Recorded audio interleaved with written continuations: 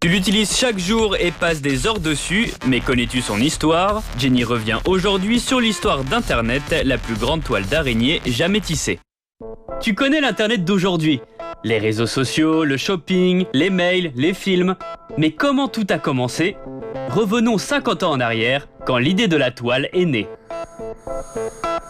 À la fin des années 50, dans le climat de la guerre froide, les États-Unis, menacés par Sputnik, le premier satellite lancé par l'URSS, décident de créer un réseau pour partager les connaissances des scientifiques et partager les ressources des superordinateurs de l'époque.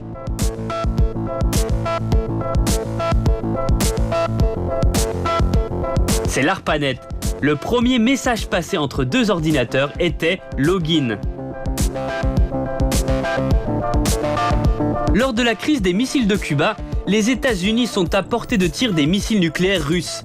Sous cette menace, ils décident de développer un réseau décentralisé pour que les communications soient toujours opérationnelles dans le cas d'une attaque nucléaire. Le mot « Internet » est utilisé pour la première fois. Les réseaux du monde entier sont rattachés. L'utilisation des réseaux se diversifie.